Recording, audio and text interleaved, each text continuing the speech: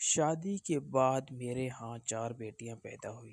جب 5ویں بار حمل ٹھہرا تو میری ساس بولی، اس بار اگر بیٹی پیدا کی تو تجھے گھر سے نکال دیں گے۔ میں ہر وقت پریشان رہتی اور دن رات دعا کرتی کہ بیٹا پیدا ہو۔ ایک دن نوکر بولا، بی بی جی روز کچا انڈا کھایا کرو، بیٹا پیدا ہوگا۔ ایک کچا انڈا کھا کر سونے لگی، مگر جب ڈلیوری کے وقت بچہ پیدا ہوا تو میرے قدموں سے تلے سے زمین نکل گئی، کیونکہ وہاں تو نوکر کا۔ میرا نام سیرا ہے۔ میری شادی کو 5 سال ہو گئے تھے۔ میری شادی ایک بہت ہی امیر خاندان میں ہوئی تھی۔ میرے ماں باپ نے بھی نہ اس خاندان کے لوگوں کو دیکھا اور نہ ہی کسی اور بات کو، بس اسی بات پر خوش ہو گئے کہ بہت بڑا گھر ہے اور اکلوتا بیٹا ہے، اور جہاں بیٹے اکلوتے ہوں وہاں پر ساری ذمہ داریاں بھی بہو پر ہی پڑ جاتی ہے۔ اس گھر میں کسی چیز کی کمی نہیں تھی، لیکن ایک چیز نے جینا حرام کر رکھا تھا، اور وہ یہ کہ میں نے اس گھر کا وارث پیدا کرنا تھا۔ خیر سے مجھے شادی کے پہلے ہی سال حمل ہو گیا۔ میں بہت زیادہ خوش تھی، لیکن یہ ہمارے اس معاشرے کا المیہ ہے کہ عورت سے امیدیں کبھی ختم نہیں ہوتی، بلکہ اچھی پڑھائی کرے، پھر اچھی شکل و صورت کی بن کر رہے۔ اس کے بعد پوچھا جاتا ہے کہ اس کی شادی ہو گئی یا نہیں، شادی ہو گئی تو ماں بنی ہے یا نہیں، اور اگر ماں بنی ہے تو بیٹے کی ماں بنی ہے یا بیٹی کی، اور اگر بیٹی کی ہوئی ہے تو بیٹا کیوں نہیں ہوا۔ عورت کی ساری زندگی یہی سب کرتے اور سنتے گزر جاتی ہے۔ مجھے بھی اللہ نے بیٹی سے نوازا، میں بہت خوش تھی، کیونکہ ایسے لوگ بھی تھے جن کو شادی کے 10 سال بعد بھی اولادیں نہیں ہو رہی تھی، لیکن میری ساس اور شوہر بالکل بھی خوش معلوم نہیں ہو رہے تھے۔ پھر بھی انہوں نے اپنی ناراضگی کا اظہار نہ کیا، لیکن جانے قسمت نے میرے لیے کیا سوچ رکھا تھا کہ میرے گھر میں ایک ایک کر کے 4 بیٹیاں پیدا ہو گئی۔ اس گھر کو ایک حویلی کہنا زیادہ مناسب ہوگا۔ اس حویلی کا ایک نوکر بھی تھا، سب اکرم کہا کرتے تھے۔ ایک وہی تھا اس گھر میں جو میرا درد سمجھتا تھا۔ وہ کہتا تھا کہ اللہ نے تو آپ کے گھر میں رحمت دی ہے۔ وہی اکثر یہ خبر بیر سنانے آتا کہ بیٹی ہوئی ہے، اور بدلے میں میرے شوہر سے تھپڑ بھی کھا لیتا۔ آخر 2 بیٹیوں کی دفعہ باقاعدہ میرے شوہر اور میری ساس نے بہت زیادہ غصہ کیا، مجھے بھی باتیں سنائی، اور کئی ہفتوں تک ان کا موڈ بھی خراب تھا۔ اب تو میرا شوہر اپنی بیٹیوں کو پیار بھی نہیں کرتا تھا، میری ساس بھی ان کو اپنے قریب نہیں آنے دیتی، ان سے ایسے خمار کھاتی جیسے وہ ان کو ہاتھ لگائے گی تو اس کے ہاتھ پلید ہو جائیں گے۔ میں بہت پریشان رہتی تھی۔ اس گھر میں میری بیٹیوں کو ہر سہولت حاصل تھی، وہ اچھے اسکولوں میں بھی جا رہی تھی اور اچھا کھاتی تھی، لیکن کوئی ان سے محبت نہیں کرتا تھا۔ اس وجہ سے میری بیٹیاں بہت ضدی ہوتی جا رہی تھی۔ اب تو میں نے بھی اللہ سے دعائیں کرنا شروع کر دی کہ 4 بیٹیوں کے بعد ایک بیٹا عطا کر دے، کیونکہ میں بھی چاہتی تھی کہ اللہ مجھے اپنے بیٹے سے نوازیں، لیکن چوتھی بیٹی کے بعد 2 سال گزر جانے کے باوجود بھی حمل نہیں ہو رہا تھا۔ ایک تو یہ کہ 4 بیٹیوں کی ماں تھی، اور اب حمل نہ ہونا، مجھے مزید باتیں سننی پڑ رہی تھی۔ میں بہت پریشان رہتی تھی۔ جب انسان بہت زیادہ پریشان ہوتا ہے تو اسے جو بھی ملتا ہے وہ اسے اپنے دل کی بات کہہ دیتا ہے۔ اسی طرح میں اپنے نوکر اکرم سے اپنے دل کی بات کہہ دیا کرتی تھی کہ میں آج کل بہت پریشان ہوں۔ بس یوں سمجھے کہ میں نے اکرم کو اپنے بارے میں سب کچھ بتا دیا تھا کہ مجھے کیا اچھا لگتا ہے اور کیا برا لگتا ہے، کیوں پریشان رہتی ہوں، لیکن اکرم نے مجھے اپنے بارے میں کبھی کچھ نہیں بتایا۔ ویسے بھی مجھے جاننے کا کوئی شوق بھی نہیں تھا۔ وہ ایک بے ضرر انسان تھا، عمر میں مجھ سے چھوٹا تھا، اس گھر اور اس خاندان کا بہت پرانا وفادار تھا۔ اس کے باپ دادا بھی یہیں پر نوکری کے طور پر کام کرتے تھے۔ میں نے دن رات دعائیں کی، منت مانی، اور پھر اللہ نے مجھ پر کرم کیا، 5ویں دفعہ حمل ٹھہر گیا۔ میں بہت خوش ہوئی۔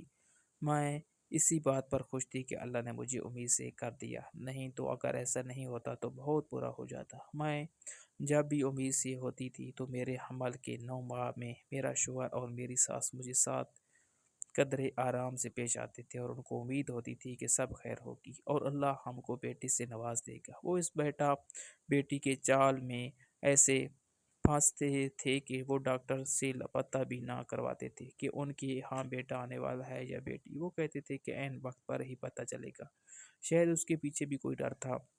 ایک دن میں اپنے کمرے میں بیٹھی تھی کہ میری ساس میرے کمرے میں آئی، پہلے مجھ سے میری صحت دریافت کی اور پھر مجھے کہا دیکھو اگر اس دفعہ تمہارے ہاں بیٹا نہ ہوا تو ہمیں کچھ ایسا کرنا پڑے گا جس کی تم کو ہم سے امید نہیں ہوگی۔ میں نے پوچھا کہ جی آپ کیا کہہ رہی ہے، کیا کریں گی آپ میرے ساتھ؟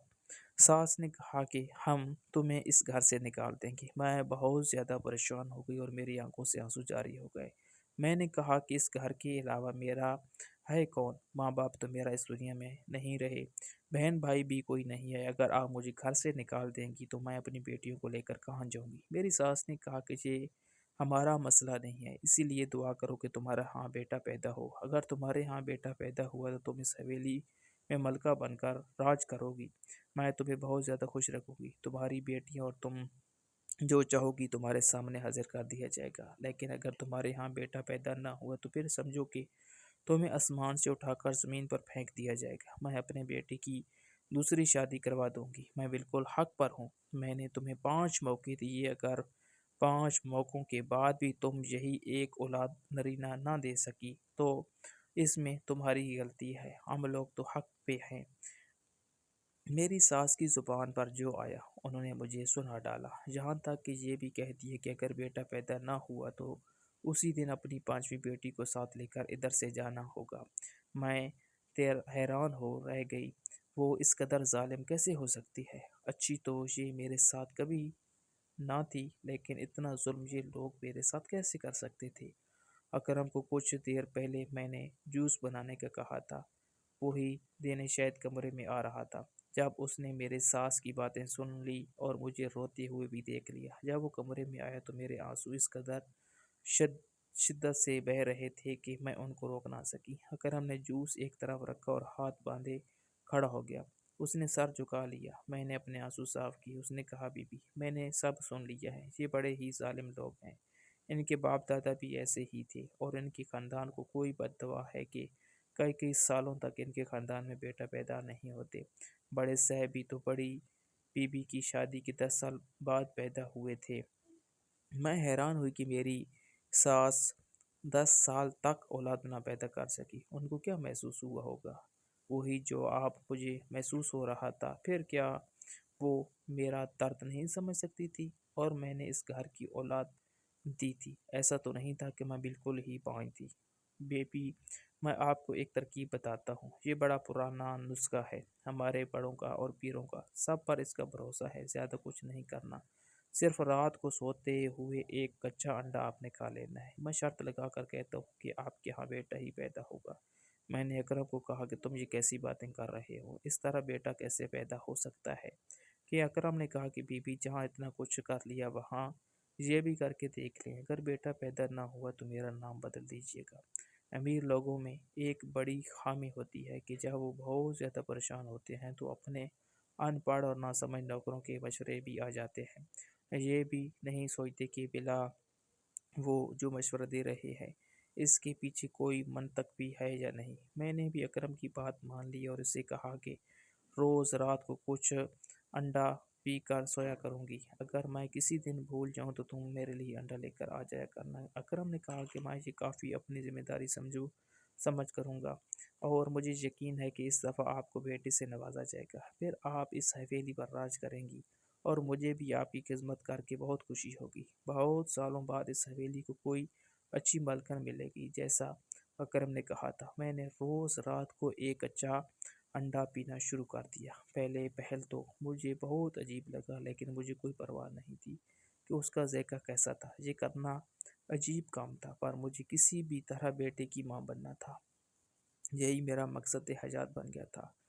اگر میں کسی دن بھول جاتی تو اکرم خود میرے لیے دودھ دینے کے بہانے انڈا بھی لے آتا۔ میرے شوہر کو اس بات کی کوئی خبر نہیں تھی، لیکن ایک دن میرے شوہر نے یہ بات نوٹ کر لی اور اس نے کہا کہ یہ انڈا تمہارے لیے آیا ہے، تو میں نے کہہ دیا کہ ابلا ہوا انڈا ہے، آپ کی امی نے کہا ہے کہ رات کو دودھ کے ساتھ ایک انڈا کھایا کرو۔ میرا شوہر ہنسا اور کہنے لگا کہ ساتھ یہ بھی دعا کیا کرو کہ تمہارے ہاں بیٹا پیدا ہو، ورنہ کھانا پینا تمہارا کسی کام نہیں ہوگا۔ کبھی کبھی مجھے یہ سوچ کر بہت تکلیف بھی ہوتی تھی کہ میرا شوہر بھی میرا ساتھ نہیں دیتا تھا، میرے لیے کچھ نہیں کر سکتا، لیکن کم سے کم مجھے تسلی دے دیتا۔ اگر مجھے اس کا تھوڑا سا ساتھ مل جاتا تو شاید سکون مل جاتا، لیکن اب سچ تو یہ تھا کہ مجھے اس سے کسی بھی چیز کی امید نہیں تھی۔ اس نے مجھے اپنے ہم سفر نہیں سمجھا، اس نے مجھے بچہ پیدا کرنے کی مشین سمجھا تھا، اسے مجھ سے بیٹا چاہیے تھا۔ میں نے دعا کی اس دفعہ مجھے بیٹا ہی پیدا ہو، جس کو میں اس کے حوالے کر کے یہ کہہ سکوں کہ جو تمہیں چاہیے تھا وہ تمہیں مل گیا، لیکن مجھے تم سے کوئی سروکار نہیں ہے اور ہم صرف نام کے میاں بیوی ہیں۔ میں اس دن کا انتظار کر رہی تھی، میں اسے یہ کہنا چاہتی تھی۔ میرے اندر ان 5 سالوں میں بہت نفرت بھر گئی تھی، میں نے پھر بھی کسی طرح سب کچھ برداشت کیا ہے کیونکہ میں بیٹیوں کی ماں تھی۔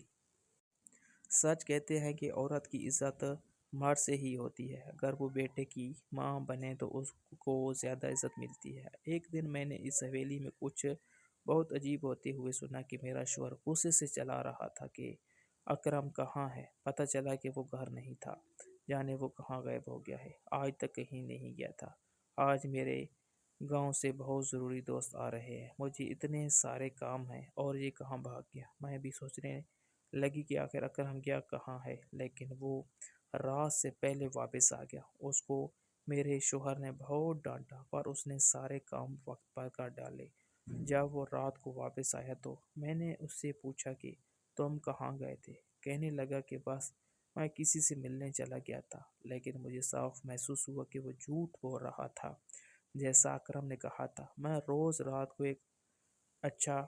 ایک انڈا کھاتی تھی اور ساتھ ہی اللہ سے دعائیں بھی کرتی۔ میری ساس اکثر لوگوں سے باتیں کرتے ہوئے کہہ رہی ہوتی کہ ہاں پھر سے امید ہے، بس دعا کرو بیٹا ہو جائے، نہیں تو اس کا قصہ تو میں تمام کر دوں گی۔ بس بہت جھیل لیا اس عورت کو۔ ایک دن میں نے اپنے شوہر سے سوال کیا کہ اگر اس دفعہ بھی ہمارے ہاں بیٹی پیدا ہوئی تو کیا واقعہ مجھے گھر سے نکال دیں گے؟ میرے شوہر نے 2 پل مجھے دیکھا اور پھر اس دنیا کی سب سے ظالم بات کہہ ڈالی۔ اس نے کہا کہ اس گھر میں میری امی کا حکم چلتا ہے، اگر میری امی کہیں گی کہ تم اس گھر سے جانا ہے تو میں تم کو طلاق دے دوں گا، تو پھر یقیناً تم اس گھر سے جانا ہی ہوگا اور میں بھی تمہیں طلاق دے دوں گا۔ میرے شوہر نے یہ بات اس قدر آرام سے کہی تھی جبکہ اس بات نے میرے دل میں بہت طوفان مچایا تھا، لیکن میں اور کچھ نہ بولی اور اتنا کہا کہ ٹھیک ہے، مجھے جیسے آپ کو مناسب لگے، آخر یہ آپ کی زندگی ہے، آپ کی حویلی ہے اور اولاد بھی آپ کی ہی ہے۔ ایک دن میں نے کچھ ایسا دیکھا کہ میرے پیروں تلے سے زمین نکل گئی۔ رات کا وقت تھا، یہ وہی ٹائم تھا جب اکرم میرے لیے انڈا لے کر آیا کرتا تھا، لیکن آج سے اسے آنے میں دیر ہو گئی۔ مجھے نیند آ رہی تھی، میں چاہ رہی تھی کہ میں جلدی سے کھا کے سو جاؤں۔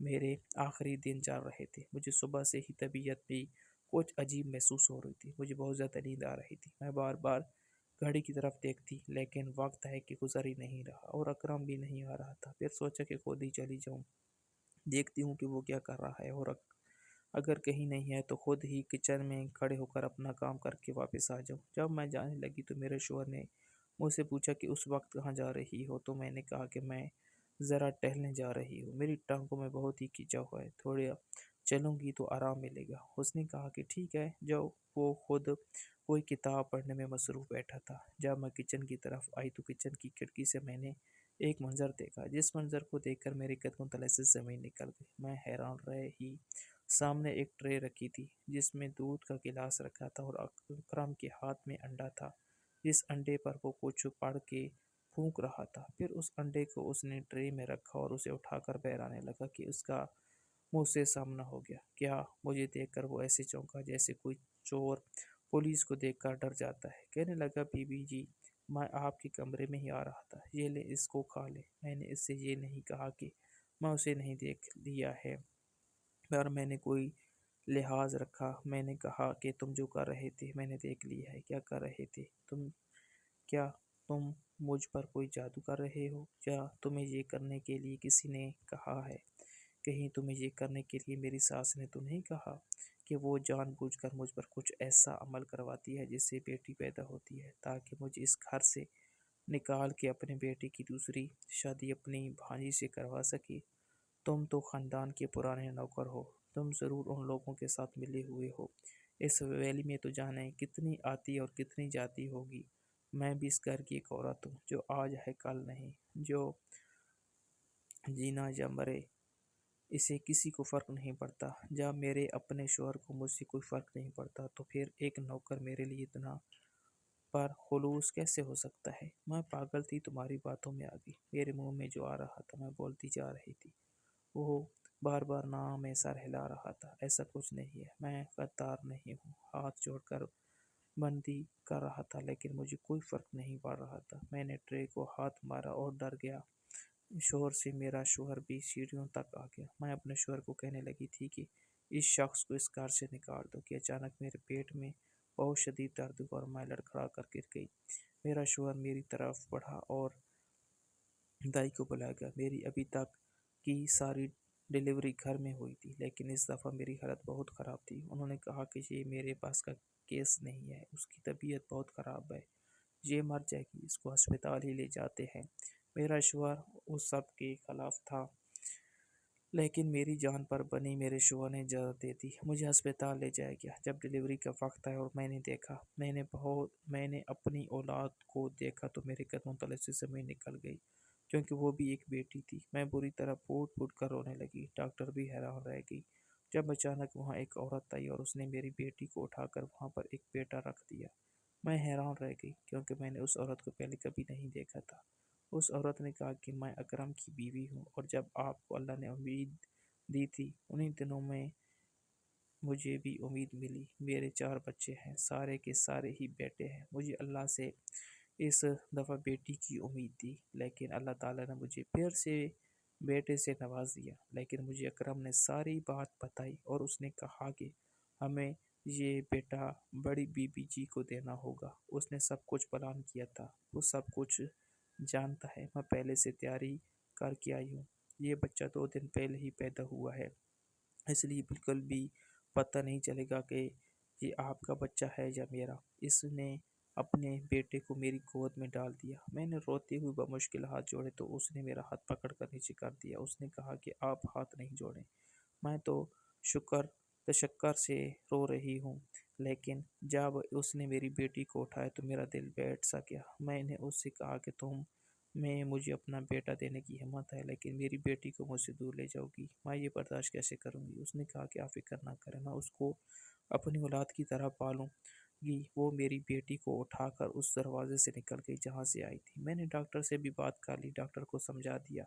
ڈاکٹر نے کہا کہ آج کل ایسے لوگ اس دنیا میں نہیں ہوتے۔ اگر اس طرح آپ کا گھر بچتا ہے تو میں اپنی زبان بالکل بھی نہیں کھولوں گی، اور میں تو ڈاکٹر ہوں۔ میں روز اس طرح کے لوگوں کو دیکھتی ہوں۔ جب بیٹیاں پیدا ہوتی ہیں تو لوگ بری طرح رونا شروع کر دیتے ہیں، بلکہ تقریباً ماتم کرنا شروع کر دیتے ہیں۔ ایسا بالکل نہیں کرنا چاہیے۔ اکرم نے اپنا کام کر دیا، وہ واقعی ایک وفادار نوکر تھا۔ میرے شوہر اور سعد کو جب پتہ چلا کہ میں نے بیٹے کو جنم دیا ہے تو وہ بہت خوش ہوئے۔ جیسا میری ساس نے کہا تھا مجھے ملکہ کی طرح لے جایا گیا اور میری ہر بات مانی گئی، اور میرا شوہر اپنے بیٹے کو پا کر بہت خوش تھا اور میری بچیوں سے بھی بہت محبت کرنے لگا۔ آج میری طبیعت کچھ بہتر ہوئی اور میں گھر آ گئی۔ میں نے آپ کا شکریہ ادا کیا۔ میں نے کہا کہ مجھے معاف کر دو، میں نہیں جانے تمہیں کیا کیا نہیں کہا۔ اس نے کہا کہ بی بی جی کوئی بات نہیں، میں آپ کا حال سمجھتا ہوں۔ اس انڈے کا اس بات سے کوئی تعلق نہیں تھا، بس میں نے سوچ لیا تھا کہ میں اپنی اولاد آپ کی جھولی میں ڈال دوں گا، لیکن اگر میں یہ بات آپ سے پہلے کرتا تو جانے آپ کیا سوچتی۔ ساتھ ہی مجھے یہ بھی امید تھی کہ اللہ آپ کو بیٹے سے نواز دے گا، لیکن جب ہمیں پتہ چلا کہ اس کی بیٹی پیدا ہوئی ہے تو میں نے اپنی بیوی کو فوراً سے بھیجا۔ میں شادی شدہ ہوں لیکن میں نے یہ بات کبھی کسی کو نہیں بتائی۔ آپ کی بیٹی ہمارے گھر میں محفوظ ہے اور ہمیں 4 بیٹوں کے بعد جب بیٹی ملی ہے تو ظاہر ہے کہ وہ تو ہماری گھر کی رانی بن کر رہے گی۔ آپ فکر نہ کریں، آپ سے ملوانے کے لیے لے آیا کروں گا۔ میری ساس اور شوہر کو جو چاہیے تھا وہ مل گیا تھا۔ میں اس گھر کی ملکہ تو تھی لیکن میرے تیور بدل گئے تھے۔ میں ان کو جوتے کی نوک پر رکھ رہی تھی، ان کی ہر بات کا جواب دیتی تھی اور وہ بھی چپ کر کے سن لیتے تھے۔ پھر قسمت میں بازی پلٹی اور ایک دن میرے ساتھ ایک بہت بڑا حادثہ ہو گیا۔ میری ساس اور شوہر گاڑی میں بیٹھ کر کہیں جا رہے تھے کہ ان کی کار حادثے کا شکار ہو گئی اور وہ دونوں اس دنیا میں نہیں رہے۔ مجھے اپنے شوہر کے جانے کا بہت افسوس ہوا۔ میں کئی مہینوں تک اس کا شوق منایا۔ اب حویلی کی مالکن بھی تھی یہ ساری حویلی میری ہو چکی تھی۔ میں نے اکرم اور اس کی بیوی بچوں کو گاؤں سے واپس بلوا لی اور اپنی بیٹی کو اپنی آنکھوں کے سامنے بڑا ہوتا دیکھنے کے لیے ان کو بھی اس گھر میں رہنے کے لیے کہا، اور ایسا ایسا ہم نے گاؤں کی ساری زمین اور حویلی بیچ دی۔ ہم نے شہر میں جا کر گھر بنا لیا۔ شہر میں جا کر میں نے سب کو یہی کہا کہ اکرم میرا سگا بھائی ہے۔ وقت کے ساتھ ساتھ بچیاں اور اکرم کا بیٹا جوان ہو گیا تو میں نے اس کی شادی اپنی پانچویں بیٹی سے کروا دی۔ اس طرح مجھے اپنی پانچویں بیٹی بھی واپس مل گئی۔ ساری دنیا یہی جانتی ہے کہ اکرم میرا بھائی ہے۔ فرض تو اس نے بھائیوں سے بھی بڑھ کر ادا کیا ہے۔ نہ صرف میری مدد کر کے بلکہ ان بچوں کی پرورش کرنے میں بھی اس نے ہماری بہت مدد کی ہے۔ اب ہم سارے اکرم کے بچے اور میرے بچے آپس میں ایک دوسرے کے ساتھ خوشی خوشی رہتے ہیں۔ ہم سب بہت خوش ہیں۔